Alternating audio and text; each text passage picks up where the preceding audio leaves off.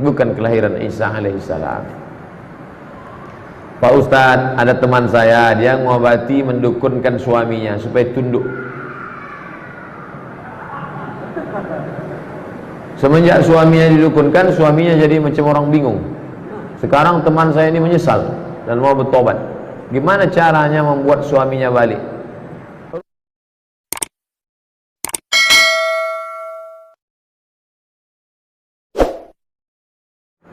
Apakah berdosa kita berteman dengan orang yang mencari nafkah dengan uang riba? Kalau ya, bagaimana menghindarkannya Pak Ustaz? Sayangnya dia orangnya cukup baik. Antum kalau diajaknya makan, jangan antum makan. Dikasihnya duit, antum ambil, serahkan ke masjid. Alhamdulillah Pak Ustaz, setiap dapat 10.000, 15.000, kau serahkan ke masjid. Kalau 1 juta, itu agak berat sikit Pak Ustaz.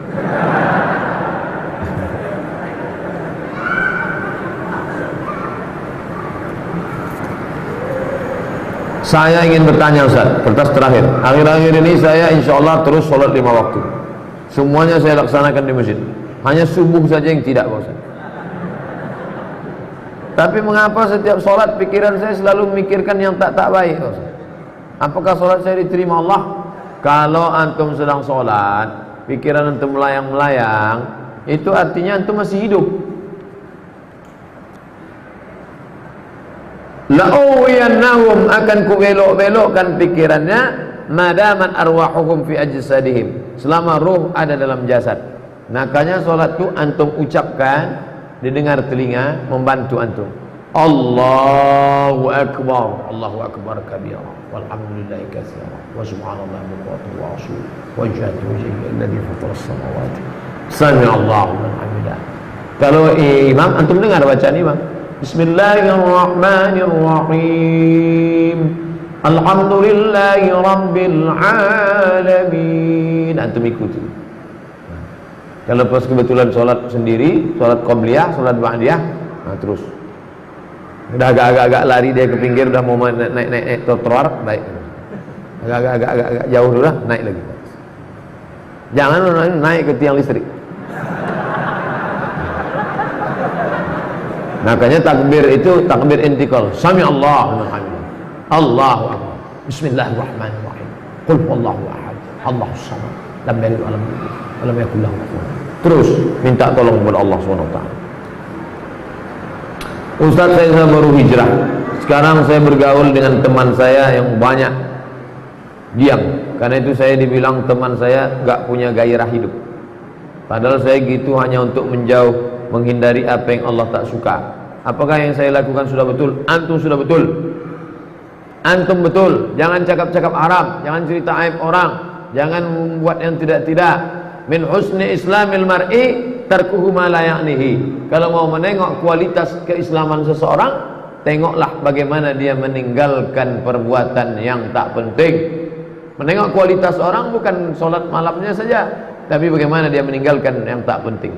Masalah kawan kamu mengejek, ini kawan sudah kehilangan gairah hidup, ini sudah mau mati, ini tak usah dengarkan. Anjing menggonggong, kapilah berlari. Semoga Ustaz dalam lindungan Allah, amin. Mau nanya, saya seorang guru, apakah kita berdosa ketika azan kita mengajar? Padahal itu perintah Allah. Namun di sisi lain kewajiban kita sebagai guru mendapatkan gaji. Guru penyusun jadwal dengan murid ini harus sama ngajinya.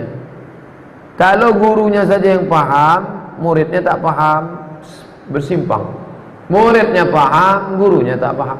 Maka guru murid, saya dari semester dari dulu mengajar, pokoknya waktu zuhur, waktu asar. Pas pula daftar saya mengajar jam 8 masuk, keluar 9.45. Jam 10 masuk, keluar 11.45. Jadi tidak pernah. Tapi semester ini, ya, ini semester ini kacau.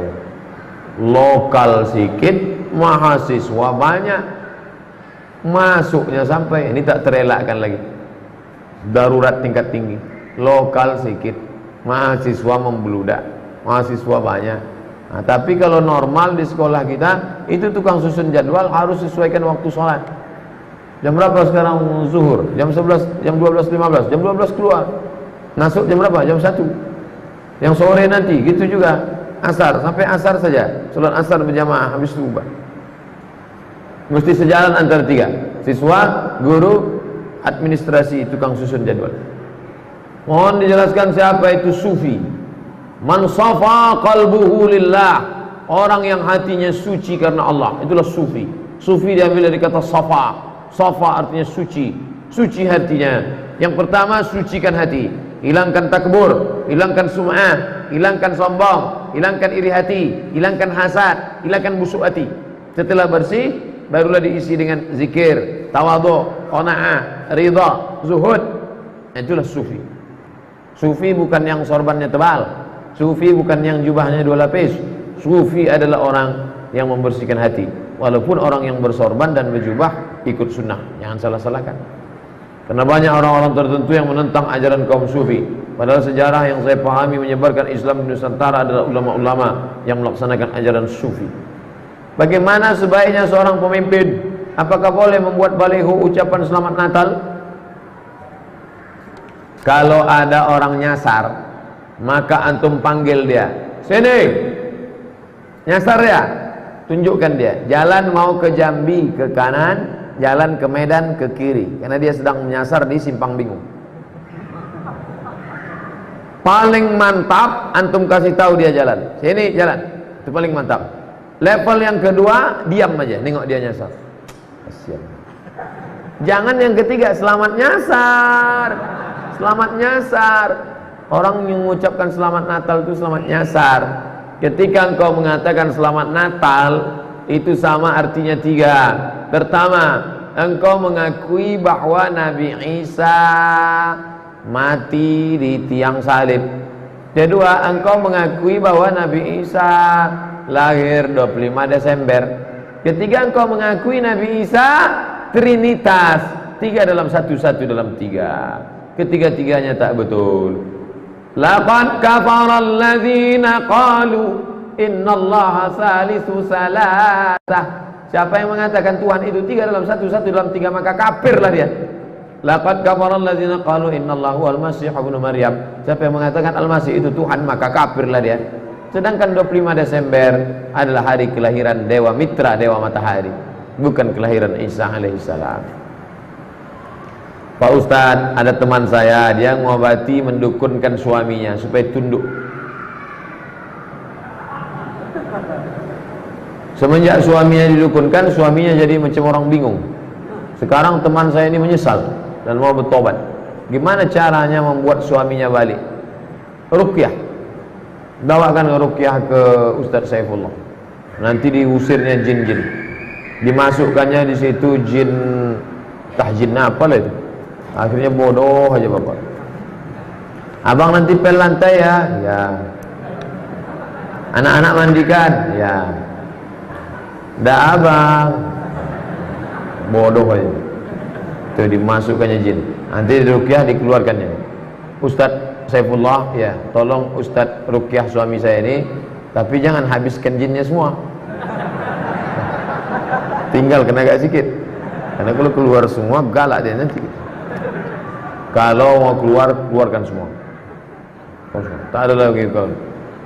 Buka surat Al-Jin juz 29. Fariqum minal jinni, fariqum minal insi, ada sebagian manusia ya'udzuuna birijalim minal jinni, mereka minta perlindungan kepada jin. Fazaduhum rahaqa, mereka semakin durhaka kepada Allah. Ayah dan ibu saya pisah cerai. Ayah saya sekarang sudah menikah lagi, ibu saya pun pula menikah lagi.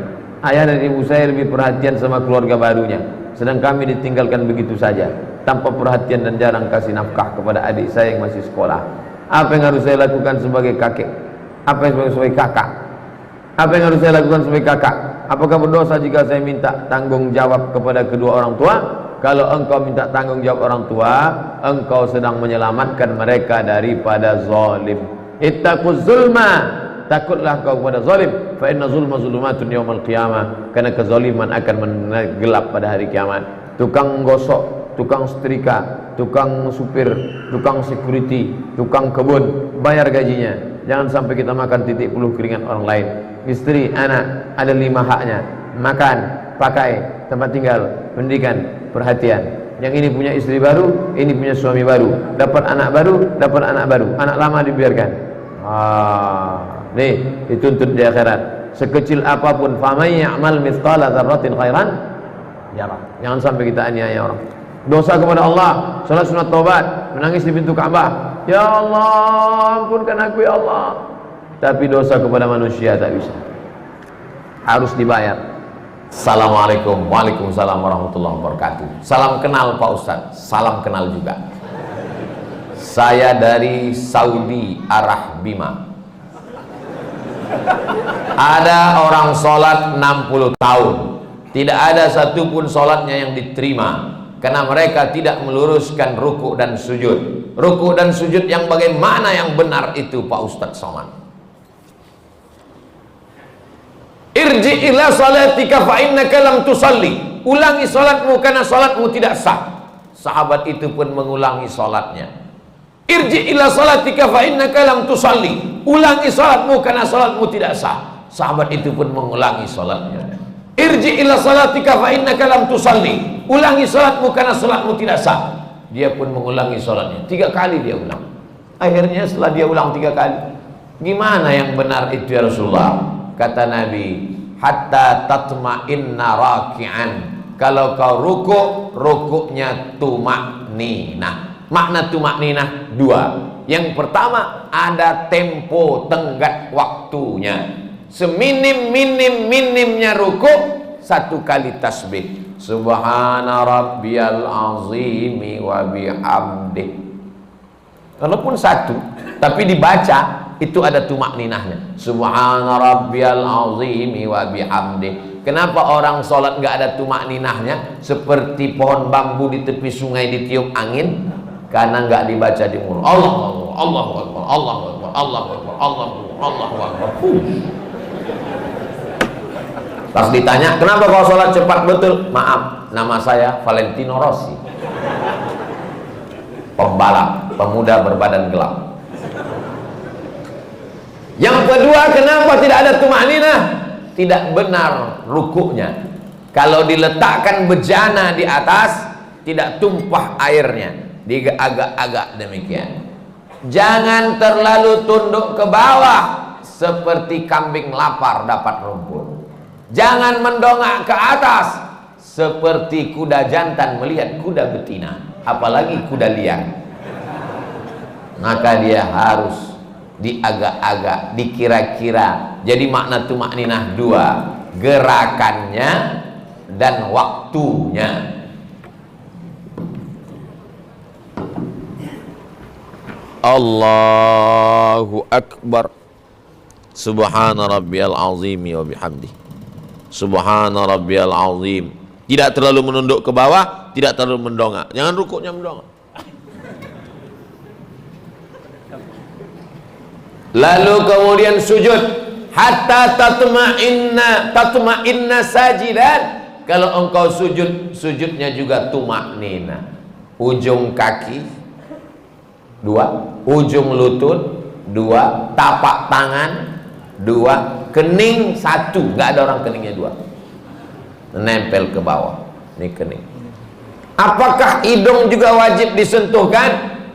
Kening ke lantai wajib. Hidung mustahab, dianjurkan. Yang paling bagus hidung. Cuman beda kita dengan orang Arab. Orang Arab tuh nggak terlalu terpaksa, kena dia. Kita memang agak kita paksakan dia. Mohon maaf, yang besek jangan tersinggung. Ini saya cerita tentang saya nih maksudnya. Jadi masalah hidung kena itu mustahab, dianjurkan. Bagaimana kalau orang pakai peci sampai keningnya tertutup? Ada orang pakai peci gitu. Makanya sebagian orang kadang kalau mau sholat dinaikkannya ke atas, supaya menempel ke bawah. Afdolnya demikian. Bagaimana kalau ada orang keningnya tertutup? Maka sesungguhnya kain pada bagian tubuh yang menutupi tidak membatalkan sholat. Mana dalilnya? Karena ada seorang sahabat Nabi sedang sholat, dia ambil ujung jubahnya, dia tutupkan ke atas pasir, karena dia tidak mau keningnya menempel ke pasir karena panas, terik, nggak ada sajadah. Sholat dia, pas mau sujud, ujung jubahnya dia sujud di atas. Itu dalil boleh menempelkan ke kain yang menempel ke badan, tapi kurang afdal. Yang afdal adalah menyentuh. Begitu yang diajarkan Nabi. Kenapa orang bisa tasbihnya itu cepat sekali? Karena tidak diucapkan di mulut. Kalau diucapkan di mulut pasti pelan. Subhana rabbiyal a'la wa bihamdi. Subhana rabbiyal a'la. Subhanakallahumma wa bihamdika. Tasbih kita pelan itu karena diucapkan. Subhanallah, subhanallah, subhanallah, subhanallah. Jadi kalau ada bapak ibu lihat ada orang cepat sekali, itu karena nggak diucapkan.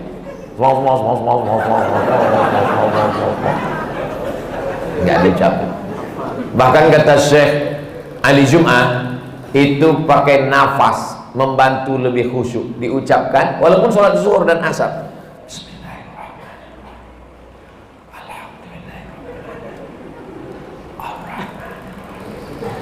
Pakai nafas dan diucapkan. Apakah Nabi itu kalau sholat mulutnya bergerak? Ditanya kepada sahabat Nabi namanya Khabbab ibnul Alf. Ya Khabbab, ya. Nabi itu kalau sholat mulutnya bergerak. Ya. Dari mana kamu tahu? Bittirabi lihiyatih. Aku lihat jenggot Nabi bergoyang. Kenapa jenggotnya bergoyang? Karena dagu dan rahangnya bergerak. Ini ada orang sholat mulutnya nggak bergerak sama sekali. Matanya aja yang bergerak. Sholat apa ini? Ini pertanyaan sederhana, tapi mengkoreksi lagi sholat kita. Yang tidak benar sholatnya karena tidak membaca. Dibaca, qiraah itu artinya membaca. Sedangkan orang yang baca mulutnya nggak bergerak itu namanya mutalaah. Itu beda dalam bahasa Arab. Kalau bergerak membaca, makanya qiraatul Fatihah membaca. Bismillahirrahmanirrahim. At-tahiyatul mubarakatus shalawatut thayyibat. Assalamu alayka ayyuhan nabi wa rahmatullahi wa barakatuh. Wassalamu alayna wa ala ibadillahi shalihin. Asyhadu an la ilaha illallah wa asyhadu anna Muhammadar Rasulullah. Allahumma shalli ala sayyidina Muhammad wa ala ali sayyidina Muhammad. Sampai fil alamin innaka Hamidum Majid. Allahumma ighfir li ma qaddamtu wa ma akhartu wa ma asrartu wa ma a'lantu wa ma asraftu wa ma anta a'lamu bihi minni antal muqaddim wa antal muakhir. La ilaha illa anta subhanaka inni kuntu minadh dhalimin. Allahumma inni a'udzubika min 'adzabi jahannam wa min 'adzabil qabri wa min fitnatil mahya wal mamat wa min syarri fitnatil masiihid dajjal. Allahumma a'inni 'ala dzikrika wa syukrika wa husni ibadatik. Assalamualaikum warahmatullahi. Assalamualaikum warahmatullahi. Tumakninah. Kalau tidak ada tumakninah, kata Nabi, ulangi sholatmu karena sholatmu tidak sah. Mari kita jaga sholat kita lagi insyaallah. Jangan menjadi pencuri-pencuri sholat. Bagaimana pencuri sholat? Karena tidak lengkap rukunnya, syarat-syaratnya menurut pandangan ulama fikih. Ada orang sekarang ketika ditanya, kamu sholatnya kok cepat sekali, nggak lengkap. Yang penting hati kita. Ini orang tidak belajar fikih, nggak ngaji. Dan orang seperti ini tidak ada di Bima. Dulu pernah ada tapi udah meninggal. Assalamualaikum Ustaz. Waalaikumsalam. Berkaitan dengan kirim Al-Fatihah, apakah Nabi ngirim Al-Fatihah untuk istrinya Siti Khadijah? Apakah Nabi ngirim Al-Fatihah untuk Ja'far saudara kembarnya? Apakah Nabi para sahabat kirim Al-Fatihah? Supaya kami paham Pak Ustadz. Jadi ini yang nanya ini, dia mau beramal kalau dilakukan Nabi. Kalau nggak dilakukan Nabi, nggak mau. Nggak apa-apa, bagus. Ada seorang sahabat Nabi, bukan sahabat Abdul Somad. Dia sebelum tidur malam bertasbih alfa uqdah 2000 simpul. Diambilnya simpul tali 2000. Simpul tali 2000. Habis itu zikir subhanallah subhanallah subhanallah 2000 simpul. Sekarang saya tanya, bolehkah bertasbih 2000 kali sebelum tidur malam? Boleh apa enggak boleh? Sekarang balik pertanyaan ini, pernahkah Nabi melakukannya? Nggak pernah. Kalau nggak pernah dilakukan Nabi, apakah boleh dilakukan? Tadi katanya yang boleh, sekarang nggak boleh. Ternyata kalau ngomong sama orang belum sarapan susah ya.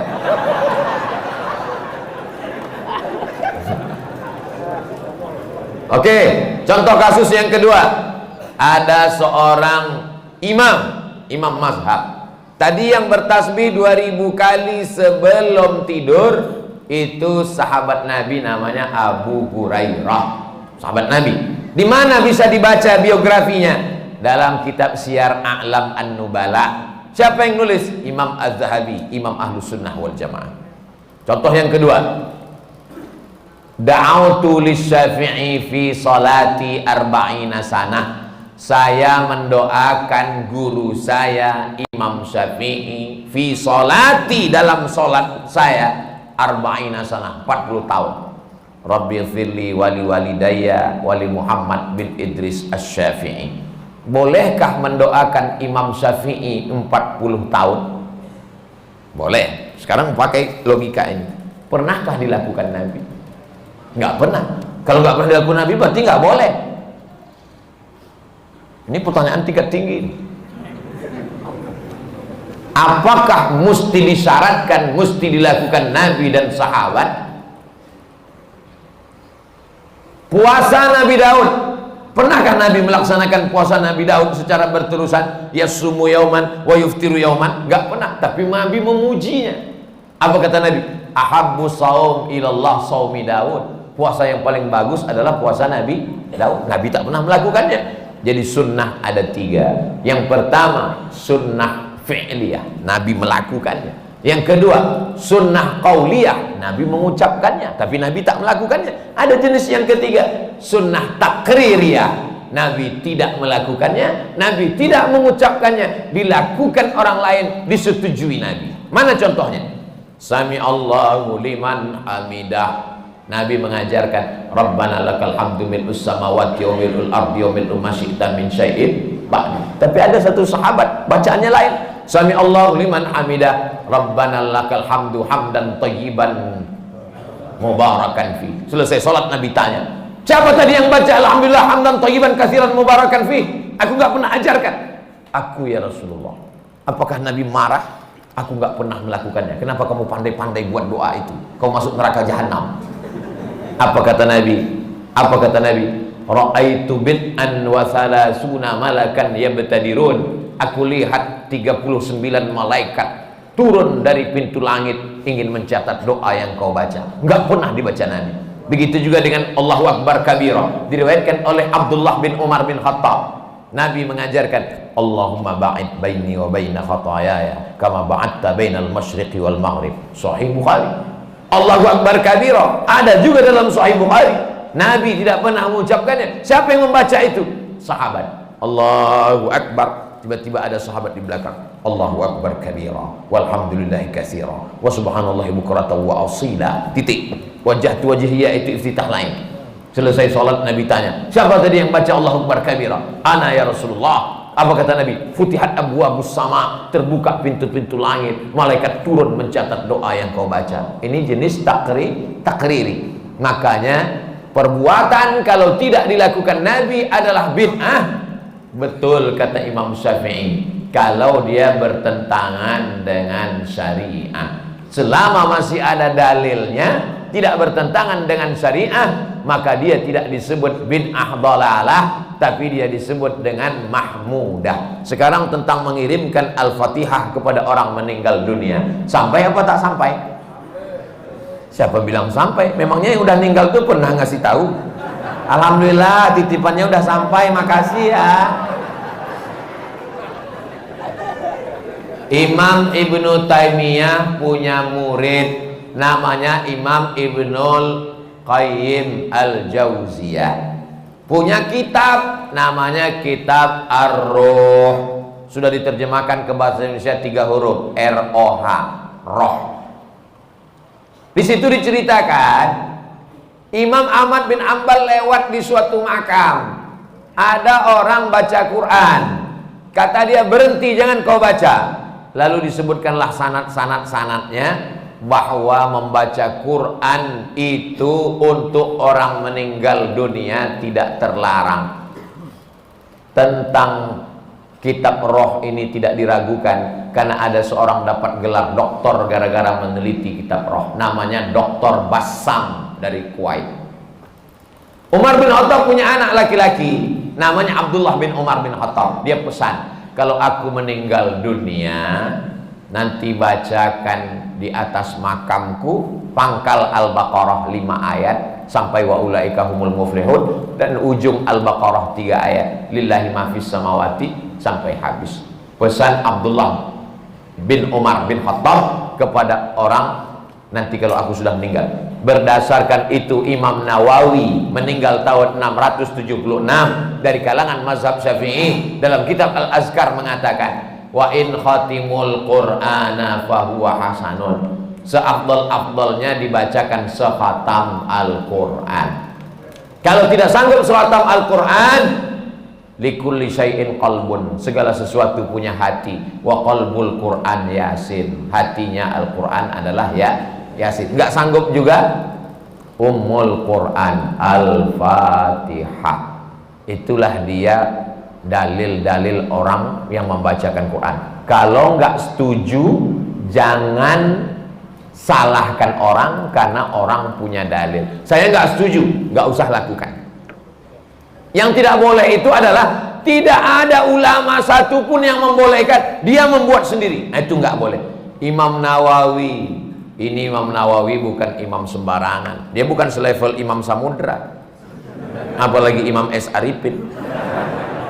Imam Nawawi, kalau kita baca kitab pertama Sahih Bukhari, di bawah Sahih Bukhari Sahih Muslim.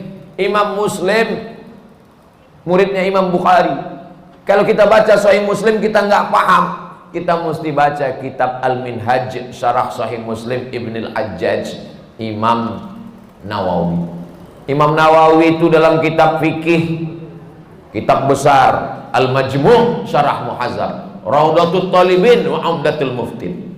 Saya ngajar hadis arba'in, hadis paling sedikit kecil arba'in, Imam Nawawi. Hatam arba'in naik kitab Riyadus Shalihin, Imam Nawawi. Hatam Riyadus Shalihin naik lagi kitab Al-Azkar, Imam Nawawi.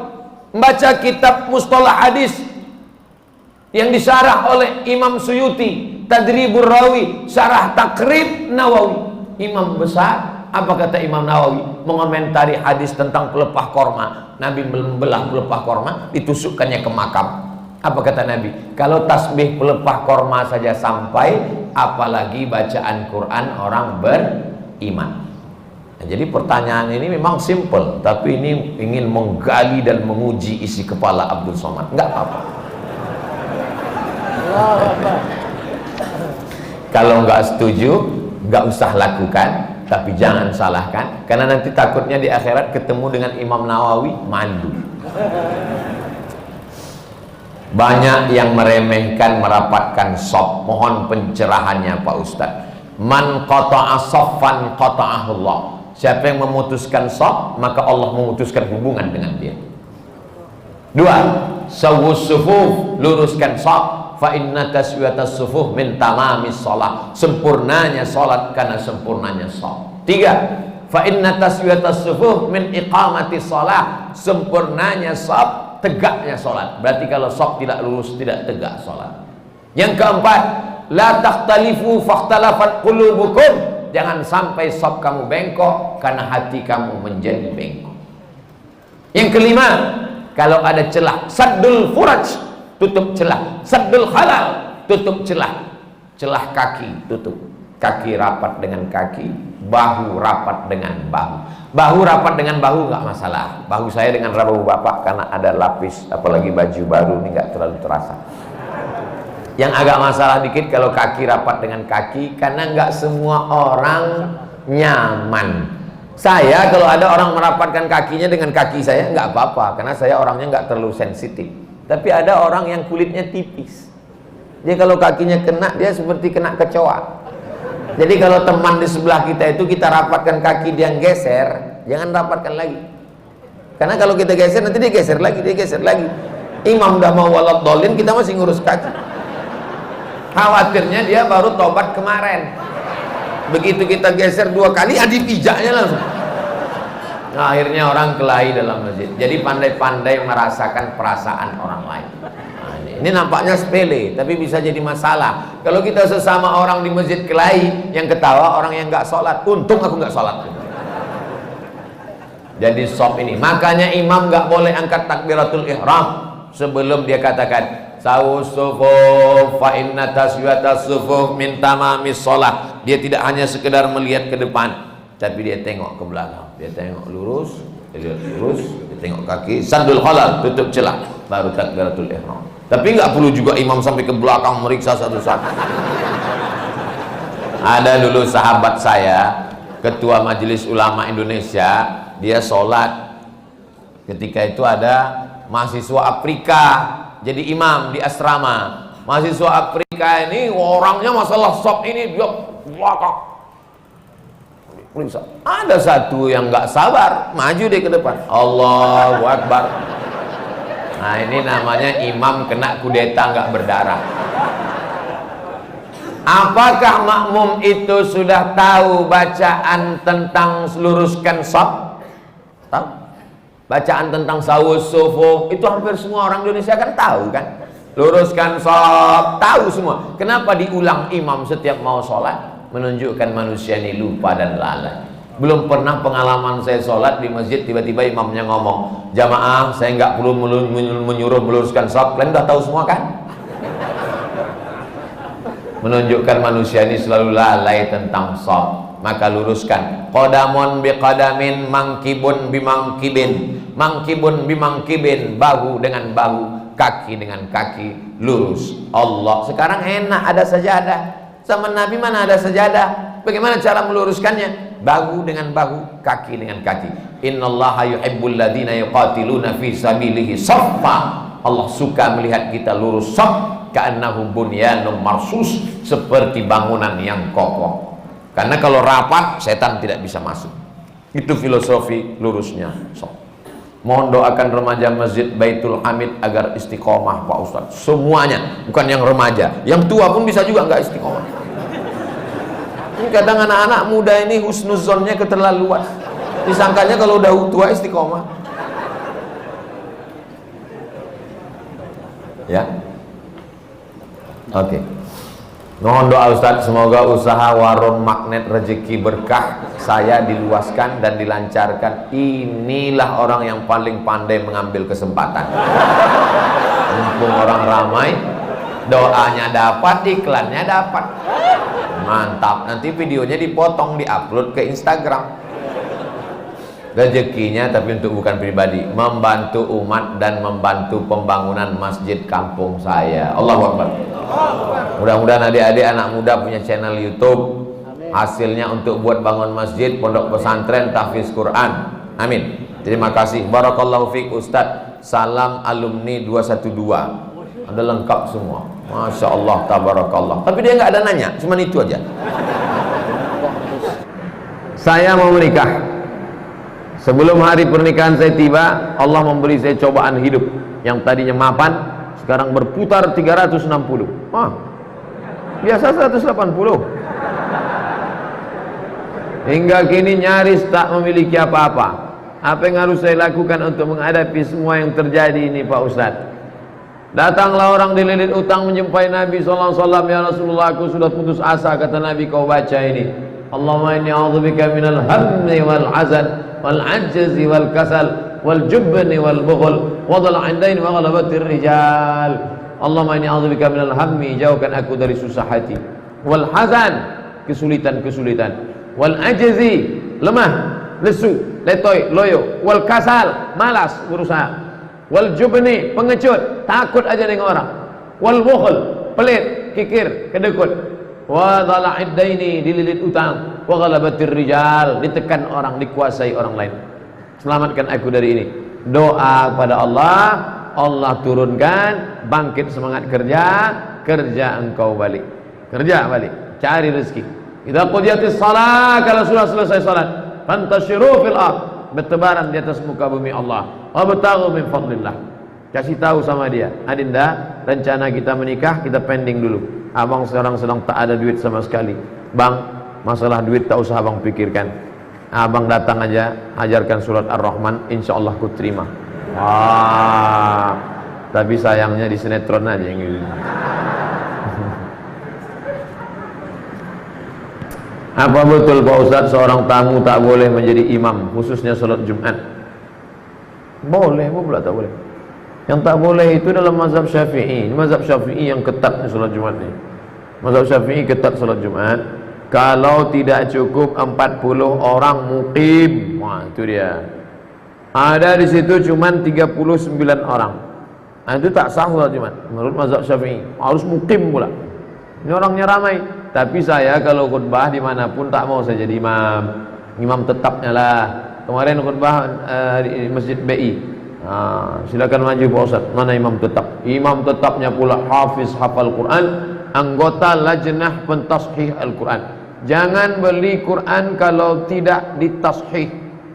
Mana halaman tashih? Nih ada di halaman tashih. Halaman tashih. Kalau tak di muka, di belakang. Biasanya begitu. Kalau tak ada, kok bisa Quran ini dicetak di sini? Tak ada tashihnya. Tak ada tashihnya. Tiada halaman tashih. Jadi Ustadz Imam BI ini dia anggota pentashih Al-Quran. Dulu kita bangga kita dulu kalau buka Quran. Ada orang Riau di dalam.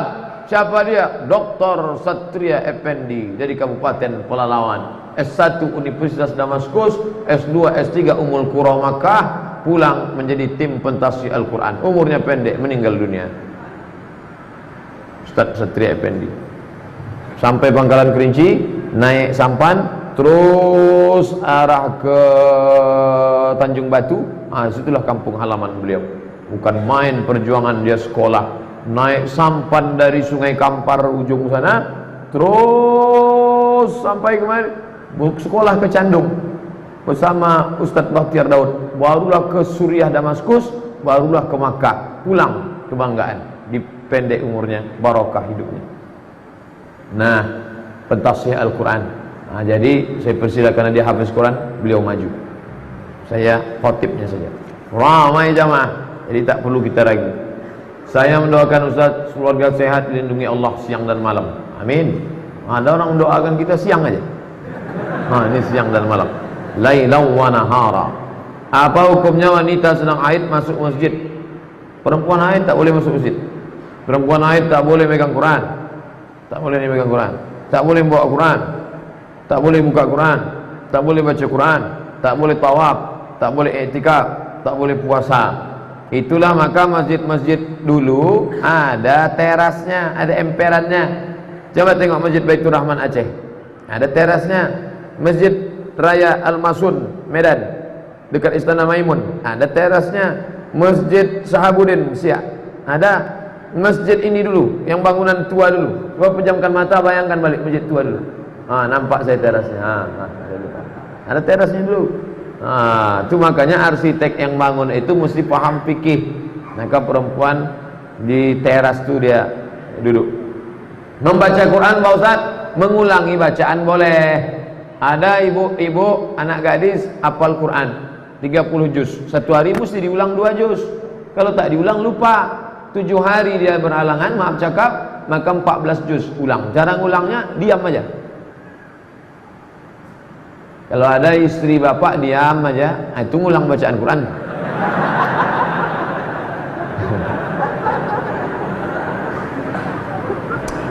Apakah hadis Ustadz kita menyembah Allah, sholat memakai pakaian putih seperti kain kapan kita masuk kubur? Tak ada. Tak ada itu. Yang ada adalah sunnah mengikut Nabi. Pakaian yang paling disukai Nabi putih. Jubah Nabi putih.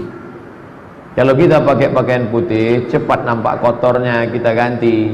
Kalau kita pakaian tak putih, tak nampak kotor, kawan tak tahan. Oleh sebab itu bagus pakaian putih. Nabi SAW pakai putih. Jika kita setelah berwudu mandi wajib, setelah mandi kita langsung akan salat wajib. Apakah kita wudu sekali lagi? Tidak. Wudu menghilangkan hadas kecil. Mandi menghilangkan hadas besar. Kalau hadas besar sudah hilang, untuk apa lagi hilangkan hadas kecil? Maka begitu Nabi sunnah. Pertama, maaf cuci tangan, supaya jangan sampai tangan yang kotor masuk ke dalam. Setelah itu membasuh kemaluan. Setelah itu berwudu, macam wudu solat. Setelah itu baru mandi. Setelah mandi sah solat. Tapi rupanya dia ragu. Saya ragu Pak Ustaz. Kebetulan mandinya di kolam renang. Di setelnya pula terkentut dalam kolam. Suka dia menengok air berbuih-buih naik ke atas. Ragu saya Pak Ustaz. Kalau ragu, dak ma yaribuka ila ma la yaribuka. Maka berwudu engkau setelah mandi. Naik ke atas bilas, karena air kolam itu macam-macam. Orang berkudis, orang berbisul, orang berkurap airnya. Tak mula-mula diganti. Naik ke atas bilas. Setelah bilas berwudu dia sekali lagi. Afdal untuk menghilangkan was-was dia. Jika seorang perempuan sedang belajar jadi imam, bolehkah solat wajibnya diucapkan dengan sedikit keras? Asal tak ada laki-laki, perempuan sama perempuan, ibu, anak ibu, adik ibu, ponakan ibu, perempuan semuanya, maka dia baca jahat. Tapi kalau ada laki-laki, tak. Laki-laki dia ada laki-laki pimpinan jadi imam. Saya ada lihat ceramah ustaz di Instagram, ustaz tet. Jadi kalau disebut nanti kena sensor. Tentang azan yang tidak boleh lafaznya dipanjangkan, harus mengikuti sesuai mat tabi'i. Macam mana? Allahu Akbar, Allahu Akbar. Macam mana kalau tak ini? Allahu Akbar, Allahu Akbar. Macam mana itu?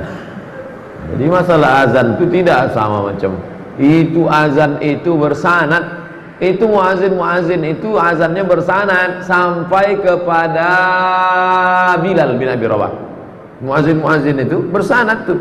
Dia dari gurunya sampai kepada Bilal. Lagunya tak berubah-ubah. Jadi kalau ada, inilah bahayanya orang belajar tajwid lalu kemudian mau diterapkannya itu semua. Tetap panjang. Allahu Akbar, Allahu Akbar. Saya juara azan dulu antar SD. Saya akhwat yang bekerja sebagai pegawai. Saya hobi suka dengan pekerjaan saya. Namun jika waktunya tiba dan saya menikah, saya harus long distance marriage dengan suami karena saya bekerja. Ini bagaimana ya Pak Ustaz? Sebelum menikah, kamu duduk dulu. Jangan nanti kata si suami, aku nikah sama engkau kan setelah engkau 23 tahun. Dulu kau disekolahkan bapakmu, SMP, SMA, kuliah, duitnya sudah banyak. Nanti kalau kusuruh kau berhenti kerja, bapakmu marah. Tapi sementara anak-anak ini usia emas, golden age, 2 tahun pertama susukan, peluk cium, sayang-sayang. 2 tahun kedua lari-lari, lompat-lompat, main-main. 2 tahun ketiga baca surat pendek, baca ayat pendek, baca doa-doa. Tahun ke-7 matanglah dia sudah. Jadi kalau selama 7 tahun ini op dulu, nanti habis itu baru. Mau tak? Kau tetap kerja, tapi nanti akhirnya kau sambut dia pulang, anak dia lari rupanya kepelukan pembantu. Jangan sampai dia demam. Yang dipanggilnya demam bukan mama, mbok gitu. Udah. Sudah putus hubungan gara-gara 6 tahun. Nah, itu dari awal harus sudah ada MOU, Memorandum of Understanding between me and you. Jangan tak jelas. Pacaran 2 tahun tak tentu arah. Yang dibicarakan duduk gimana kabar status Instagram hari ini ya? Tak jelas. Pendek, singkat tapi jelas. Jangan tak tentu arah. Tak ada pacaran-pacaran tuh. Ketika bercampur baur wanita dan pria, namun tak ada niat, tak ada nafsu, hanya sebatas teman. Bagaimana hubungan pertemanan seperti ini Ustaz? Tak ada ini. Mana pula tak bernafsu? Mana ada orang tak bernafsu? Anak-anak muda tak bernafsu. Kami yang tua-tuanya aja bernafsu. Apalagi kalian muda. Tak ada tuh. Kami berteman aja Pak Ustaz. Tak ada. PTN itu. Teman tapi nafsu. La tattabi'u khutuwatis syaitan. Jangan kau ikuti langkah-langkah setan. Jangan ikut-ikut langkah setan. Jangan ikut-ikut langkah setan. Setan tak pernah mengajak berzina. Ayo berzina, ayo berzina. Nah, langkah-langkah setan. Nazratun, pandangan. Fabtisamun, senyum. Fasalamun, salam. Fakalamun, ngomong. Famau'idun, janjian. Faliqa'un, pertemuan. Makan siang besok, ya. Habis makan, no free lunch. Tak ada makan siang yang gratis. Terjadilah apa yang terjadi. Apa ada zakat untuk hasil sewa rumah kontrakan? Ya, zakat sewa kontrakan rumah sudah ada sejak zaman Imam Ahmad bin Hanbal, Imam Hanbali. Buka fikih zakat Yusuf Qardawi. Ibu bapak harus punya setiap rumah masing-masing fikih zakat. 2 jilid disertasi Syekh Yusuf Qardawi.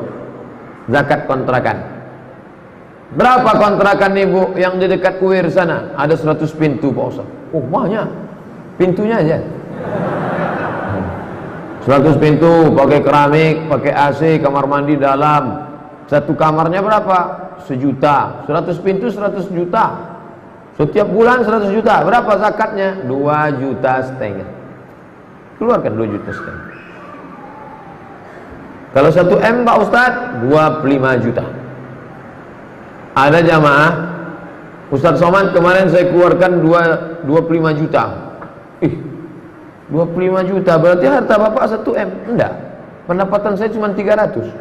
Oh, bapak salah hitung. Mestinya kalau 300, 7,5 juta. 7,5 juta. Kenapa dikeluarkan 25? Saya mau mancing Pak Ustaz. Mudah-mudahan saya keluarkan 25 dapat 1 M tahun depan. Dipancingnya Allah SWT. Apakah Sayyidatuna Aisyah, apakah Aisyah itu memakai cadar? Apakah istri-istri Nabi itu? Ya. Ya ayyuhan Nabi, wahai Nabi, qul li azwajika, katakan kepada istrimu, wa banatika, kepada anak-anak perempuanmu, wa nisa'il mu'minin, kepada perempuan yang beriman, yudnina alaihinna min jalabibihin, hendaklah mereka menurunkan kain panjang mereka. Bagaimana caranya? Ditarik kain panjang, tertutup mata kiri, yang terbuka mata kanan waktu mau keluar rumah. Begitu mereka zaman dulu. Hampir 20 hadis yang menyebutkan mereka menutup muka, yang nampak cuma mata, menutup muka. Gara-gara itulah Syekh Abdul Aziz bin Bas, mufti Saudi Arabia, mengatakan cadar wajib. Nanti kalau ada ustaz berceramah, cadar wajib, gara-gara hadis banyak tentang menutup wajah. Tapi Syekh Albani mengatakan ada hadis-hadis lain yang mengatakan bahwa ada juga zaman itu perempuan yang wajahnya nampak. Nah, maka saya condong kepada yang pendapat kedua, cadar tak wajib. Cadar hanya mustahab, anjuran. Kalaulah cadar itu wajib, berarti lawan daripada wajib haram. Haram ibu-ibu menampakkan wajah. Nah, oleh sebab itu maka yang bercadar silakan bercadar. Mahasiswa-mahasiswi saja yang bercadar silakan bercadar. Yang tak mau bercadar tak usah berkelahi antara bercadar tak bercadar. Kalau berkelahi antara yang bercadar dengan yang tak bercadar, maka yang bertawa yang buka jilbab. Tersinggung lagi, payah.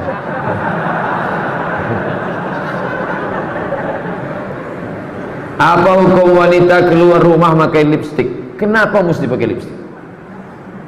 Dipakainya lipstik. Lipstik itu kan pencitraan. Udah jelas bibir itu hitam macam sawo busuk. Dipasang merah. Dipasang merah itu kan pembohongan publik itu. Pembohongan publik. Apa adanya saja. Banyak kakak-kakak kita, jamaah-jamaah kita tak ada pakai make up, tapi orang senang. Kenapa? Yang penting itu inner beauty, kecantikan dari dalam. Kadang pakai make up kita pula takut nengok, macam musuh Batman.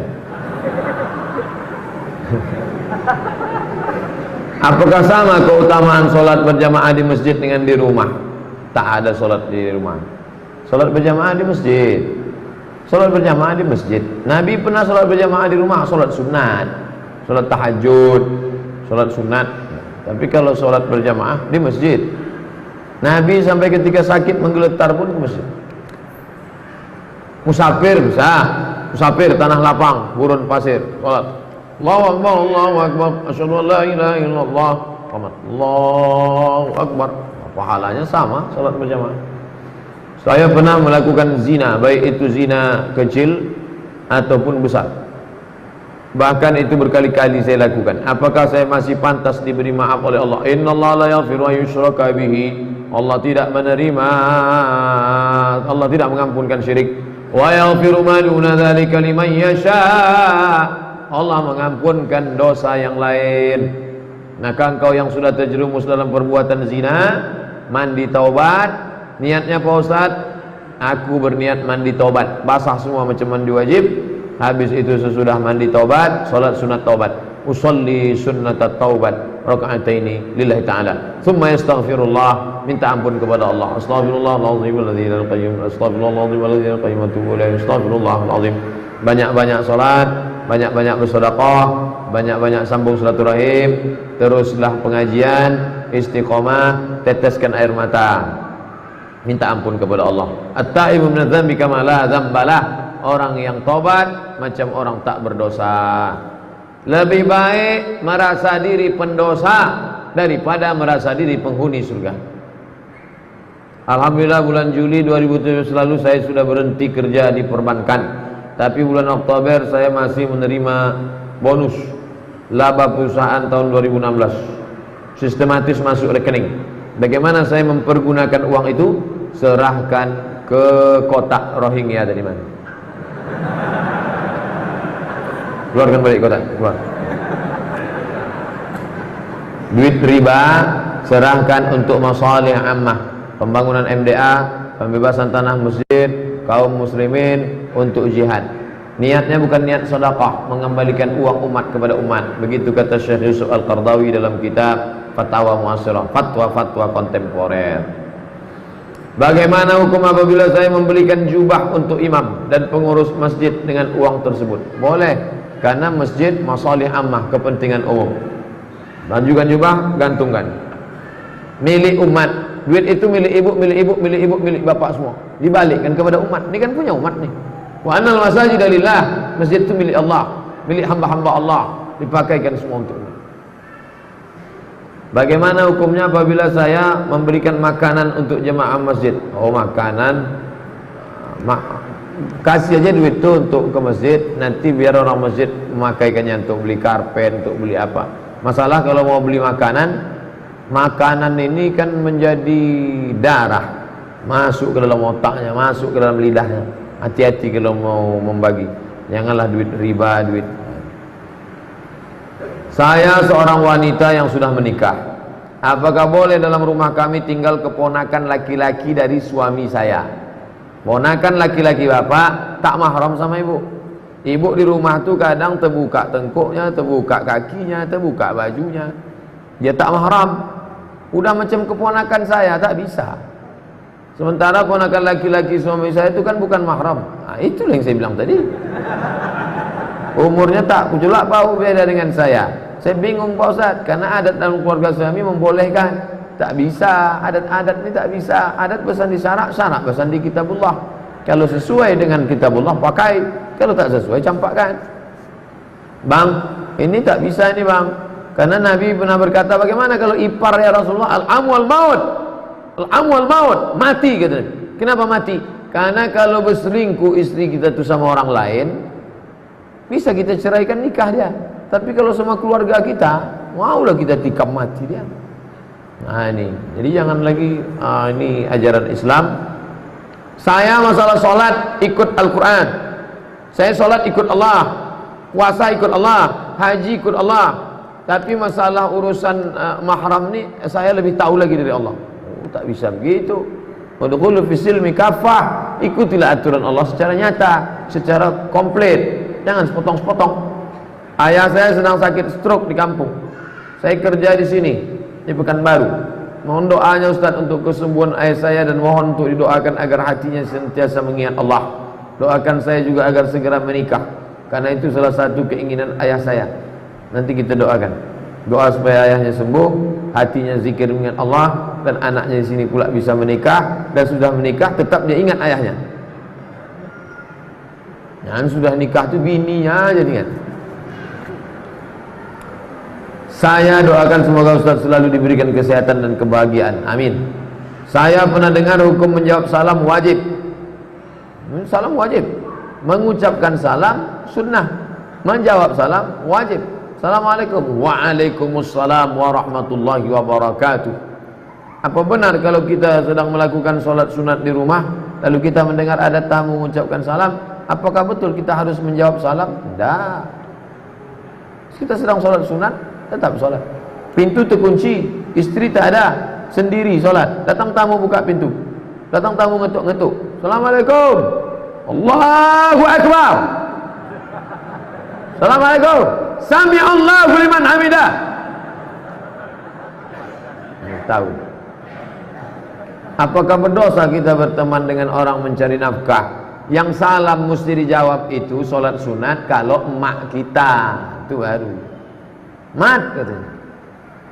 Sholat wajib, ya, itu kita lanjutkan. Tapi kalau sholat sunat, nah, kita batalkan. Hadisnya tentang Juraij. Ya Juraij, diam aja dia. Ya Juraij, diam aja dia. Ya Juraij, tak menjawab. Apa kata emaknya? Allahumma la tumithu hatta turihi wujuhal mumisat. Jangan kau matikan Juraij sebelum biji matanya menengok wanita tunasusila PSK. Dikabulkan Allah. Tak lama sesudah itu datang pengembala kambing, perutnya besar. Ditanya, siapa yang menghamilimu? Juraij. Disidanglah. Akhirnya matanya melihat wanita tunasusila. Makanya ibu-ibu kalau marah sama anak, doakan dia yang baik-baik. Hai calon gubernur Riau, hai calon presiden. Nah gitu. Janganlah mati sebelum wajahmu melihat wanita tunasusila. Ibu doanya makbul. Hati-hati.